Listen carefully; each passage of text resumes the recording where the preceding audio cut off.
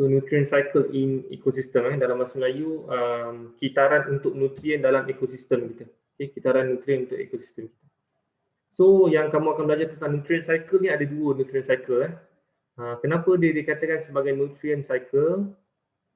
Adalah disebabkan oleh the cycle is called nutrient, disebabkan oleh nutrien tersebut akan return kepada environment untuk digunakan balik. Maksudnya segala nutrien-nutrien yang telah dikitar tersebut dia akan dipindah-pindahkan dan akan digunakan semula.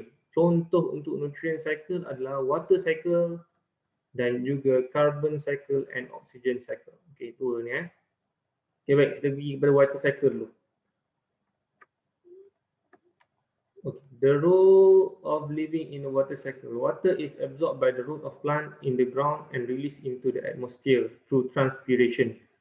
Cikgu nak tanya sikit, pernah dengar tak perkataan transpiration? Form 1 dulu kamu pernah belajar ke transpiration? Tolong respon dalam chat. Transpiration. Pernah dengar tak? Pernah. Tak pernah Tak kot. Okay. Tak pernah belajar transpiration. Okay, baik. Cikgu terangkan kat sini. Berkaitan dengan transpiration, transpiration adalah proses di mana tumbuhan tersebut dia akan kehilangan air, dia akan mengeluarkan air. Okey, contohnya untuk proses transpiration, kalau pagi-pagi kamu tengok dekat bahagian daun untuk sesuatu tumbuhan tersebut ada apa? Tolong tulis dalam chat. Pagi-pagi ada embun. air embun. Okey, so air itu datang dari mana? Air itu datang daripada plant tersebut lah. So proses apa yang dia lakukan? So prosesnya adalah transpiration. Proses di mana air tersebut permulaannya kalau kamu siram pokok tersebut, akar akan serap air tersebut. Okey, digunakan untuk proses fotosintesis. Cumanya kalau ada air lebihan, dia akan keluarkan dan proses tersebut adalah transpiration. Proses yang digunakan untuk menghasilkan makanan yang menggunakan air, apa nama proses dia? Tolong tulis dalam chat ataupun cakap. Fotosintesis. Fotosintesis. Okay, good. Fotosintesis dia perlukan air. Dia ambil air untuk menghasilkan makanan. Kalau transpiration ni dia buang lebihan air. Okay. So dia akan release kepada atmosphere air tersebut. Okay, seterusnya animal carry out respiration, defecation and excretion. Okay. So kalau bahagian haiwan ataupun manusia, so dia ada keluarkan dia akan ada keluarkan dalam bentuk air jugalah. Dalam dari segi respiration kamu keluarkan apa dia ni, nafas, so dia akan ada water vapor, so dalam bentuk air juga moisture, ataupun kamu berpeluh ataupun kamu buang air, okay, urination. So itu juga pengeluaran air So dia berkaitan dengan kitaran air sekarang ni. So pengeluaran air. Baik, all of this increase the water content in the atmosphere. So apa benda yang kita keluarkan ni, tumbuhan keluarkan, manusia keluarkan, haiwan keluarkan, dia adalah water yang dikeluarkan ke atmosphere. Okey, kamu kena faham water cycle ni kitaran. Maksudnya bila kita keluarkan, nanti akan ada yang absorb pula. So dia berkitar. Dia berkitar. Okey, berkitaran. Keluar, masuk, dia akan berputar. Okey. So yang ini adalah statement yang pertama ni berkaitan dengan mengeluarkan water kepada atmosphere. Okay. Baik, seterusnya statement yang kedua, root of plants hold the soil tightly and make the structure of soil more compact. This slow down the flow of water underground and prevent soil erosion. Okay, sebab itulah pentingnya tumbuhan untuk ditanam dekat bahagian tanah disebabkan oleh kita nak prevent soil erosion. Sebabkan dalam tanah tersebut kalau hujan, okey, air tersebut akan diserap masuk ke dalam tanah. So akan ada air yang bertakung dekat bahagian dalam tanah lah. So itu fungsinya pokok untuk memastikan bahawa dia akan absorb air tersebut. So air dalam tanah tersebut tidaklah terlalu banyak disebabkan oleh pokok tersebut absorb. Okey. So dia boleh prevent soil erosion. Pokok tu sebenarnya bagusnya dia adalah untuk menghalang daripada hakisan berlaku, hakisan tanah tersebut. Sebabkan oleh apa hakisan boleh berlaku? Sebab air tersebut berada banyak di dalam tanah. So tanah tersebut senang untuk tergelincir sebab tidak ada benda yang menahan tanah tersebut. Sebab itulah soil erosion akan berlaku. Baik, seterusnya, leaves that fall from the trees and cover the surface of earth will reduce the rate of evaporation and prevent the soil from becoming dry. So yang ini untuk tadi bahagian dalam tanah tak boleh terlalu banyak air. Sekarang ini dekat bahagian tanah tidak boleh terlalu kering. Okey, dekat bahagian tanah tak boleh terlalu kering. So macam mana? Sebab itulah pokok selalunya dia akan gugur untuk daun-daun kering. Daun-daun kering tersebut akan gugur dekat bahagian bawah pokok tersebut. Dia akan banyak dekat pokok. So function untuk daun-daun kering tersebut, apabila hujan turun, dia akan memerangkap kelembapan dekat bahagian daun-daun yang kering tersebut. Bila dah memerangkap kelembapan, so dia akan prevent the soil from becoming dry. So soil tersebut dia tidaklah terlalu kering. So soil ni dia tidak boleh terlalu banyak air dekat bahagian dalam soil, dia tidak boleh terlalu kering. Okay, so itu adalah water cycle. Kalau kamu tengok dekat bahagian kiri ni, okay, so transpiration, evaporation semuanya pergi kepada atmosphere. Bila atmosphere tersebut dah banyak water vapor tersebut, dia akan mengeluarkan hujan. So hujan akan turun dan mengalir balik ke bahagian dalam sungai, okay, digunakan oleh pokok. So pokok tersebut akan keluarkan balik air, water tersebut. So kitaran tersebut akan berulang-berulang. Dan daripada kitaran tersebut, kamu belajar berkaitan dengan dalam tanah tidak boleh terlalu banyak air. Okay? Maksudnya kita kena tanam pokok untuk memastikan bahawa tidak berlaku hakisan tanah. Dekat bahagian tanah juga tidak boleh terlalu kering. So sebab itulah pokok function dia jatuhkan daun-daun kering untuk memastikan bahawa dekat bahagian tanah kelembapan itu akan terjaga. Okay? Boleh? Boleh, cikgu. Okey. Baik, seterusnya kita pergi kepada carbon cycle and oxygen cycle. Yang ini pun kamu dah belajar dah sebelum ni. Okey. So, yang kita inhale adalah apa? Tolong tulis dalam chat ataupun cakap. Yang kita inhale adalah apa? Oksigen. Okey. Oksigen. Yang inhale adalah oksigen. Yang kita keluarkan adalah apa? Carbon dioxide. Okay, carbon dioxide. Karbon dioksida. Yang adalah carbon dioxide. Okay, so kita inhale oksigen. Oksigen tu dapat daripada mana? Daripada fotosintesis untuk tumbuh-tumbuhan. Tumbuh-tumbuhan mengeluarkan oksigen. Oksigen tersebut digunakan oleh respiration. Untuk respiration bagi haiwan ataupun manusia. Okay. Dalam masa yang sama juga, dia juga digunakan untuk decay of decomposer consume oxygen. Okay.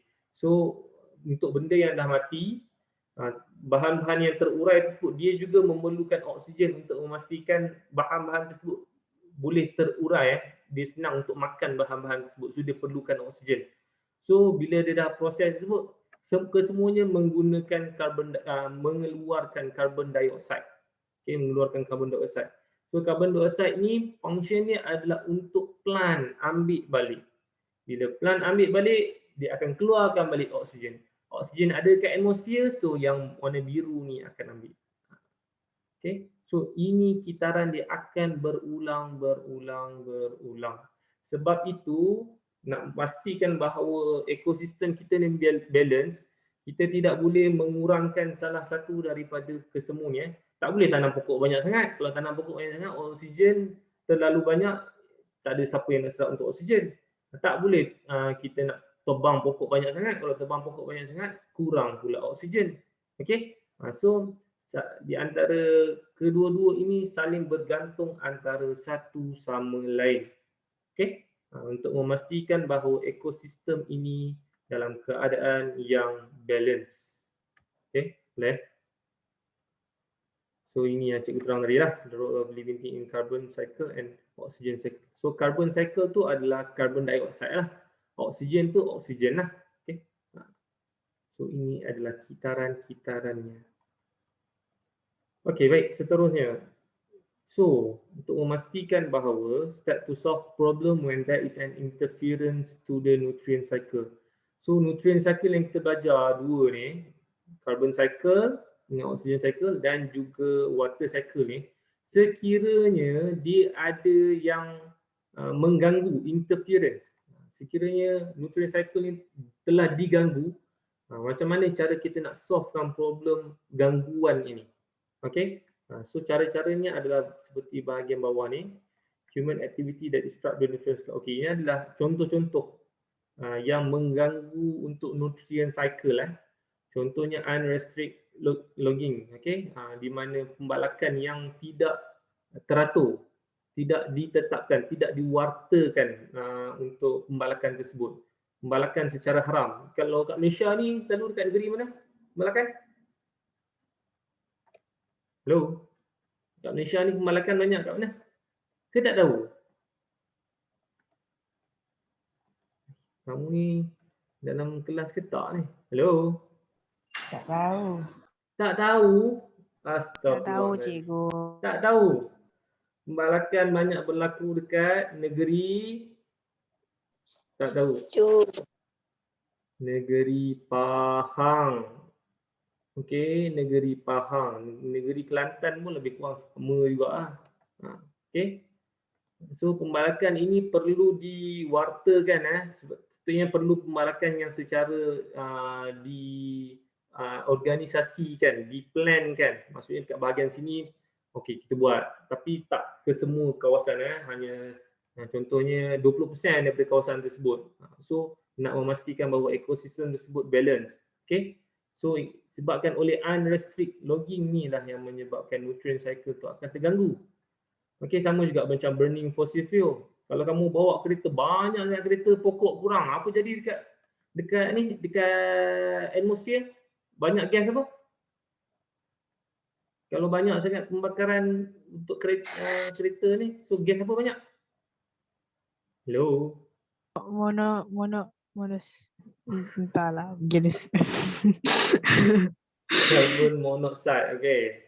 Okay. Carbon monoxide. So carbon monoxide juga boleh menyumbang kepada carbon dioxide yang terlalu banyak. So kamu nak sedut oksigen, yang terkeluarkan banyaknya carbon dioxide. Yang lebih banyak carbon dioxide daripada oksigen. So dekat bahagian ruang atmosfer tu tak balance lah ekosistem tu. Berbahaya lah untuk living things. So dia perlu balance. Pokok dan juga burning fossil fuel ni pun di dalam keadaan yang sedikit sahaja sepatutnya. Okay. Contohnya overconsumption of water source. Ini siapa-siapa yang suka membazir kat rumah. Buka pilih air tak tutup. Biar je air tu mengalir macam tu je. So ini mengganggu untuk nutrient cycle. Sebab bila kamu buka pilih air tersebut dia akan digunakan, kemungkinan besar dia telah tercemar. Dalam satu hal lagi dia mungkin dah evaporate. So disebabkan oleh itu kandungan air tersebut dia makin lama makin kurang. Okey, kandungan air makin lama makin kurang. Dekat Malaysia ni, sos untuk air kita dapat daripada mana? Respon sikit. Sungai. Yeah. Sungai. Ya, betul. Sungai. Kita tak jadi macam Singapura. Kalau Singapura, dia punya, kita ni masih dari segi kuantiti air ni masih lagi mencukupi lah. Maksudnya kita ambil daripada sungai. Okey, sungai, kamu tahu lah kalau sungai selalunya bersih lah dan ada proses rawatan dia. Tapi kalau Singapura, dia dikelilingi oleh laut, so sungai pun kurang. So dia buat macam mana untuk sistem perairan dia akan recycle balik air yang telah digunakan. Maksudnya apa yang kamu dah guna, kamu dah berak semua kan. Benda tu masuk balik dekat dalam loji rawatan, rawat balik. Lepas tu guna balik. Tapi cikgu, air kat Singapura je jangan guna. Kalau lagi tandas awam pun dia suruh guna tisu je. Kan kat sana jarang guna kan. Bagus. Cikgu tak nak pergi Singapura. Tak bersih. Bersih. Dia tak ada pipe. Dekat Singapura dia tak ada pipe kan. Maksudnya dia jaga betul lah. Maksudnya penjimatan air tu sangatlah bagus. Tapi kalau kat Malaysia ni, kamu pergi tandas awam mana-mana semua ada pilih kan. Buka lah skop mana kamu nak buka. Lepas tu biar macam tu je. Orang Malaysia ni memang suka membazir. Kelas cikgu ni suka membazir tak? Oh, kita telur. Tak. Tak ada, cikgu. Tak membazir betul Betul cikgu. Okey, baik. Seterusnya, step to solve interference the nutrient cycle. So, ini adalah benda-benda yang mengganggu untuk sistem nutrient cycle. So macam mana cara nak solve dia adalah yang berkaitan dengan bawah ni. Create a plant agriculture system. So kalau kita nak buat sistem agriculture, pertanian, kita perlu createkan serta tempat ini saja yang dia buat. Tak ke semua tempat sebab sistem agriculture ini dia akan mengganggu ekosistem di mana kalau kamu nak tanam satu pokok kamu akan tebang hutan-hutan so hutan ditebang untuk tanam pokok tersebut, dia mengambil masa untuk pokok tersebut naik ataupun tumbuh. Siapa yang buka ni? Sekejap.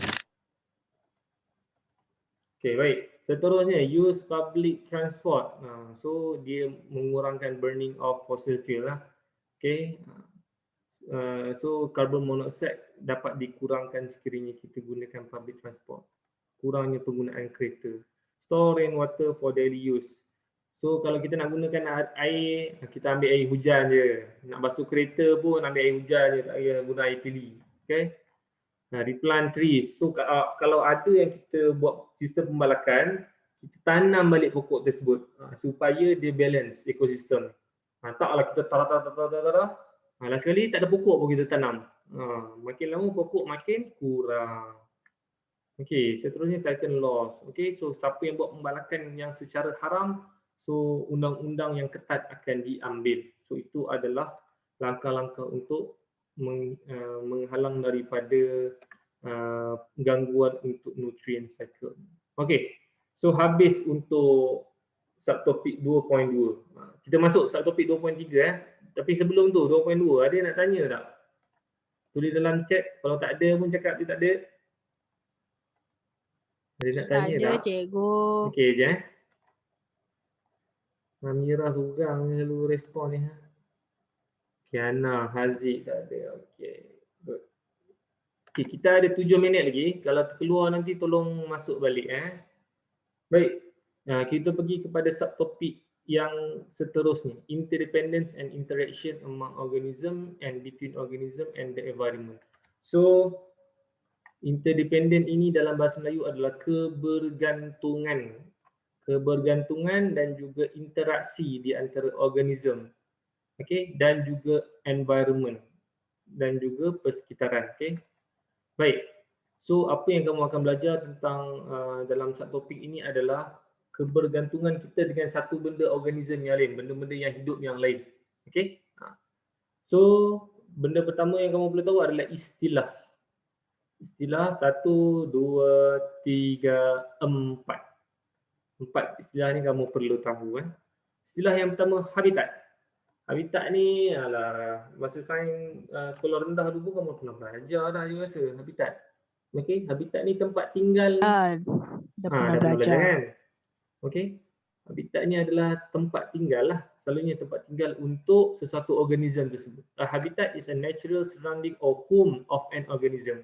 Cikgu nak tanya kalau organism macam manusia ni tempat tinggal dia kat mana? Respon? Darat.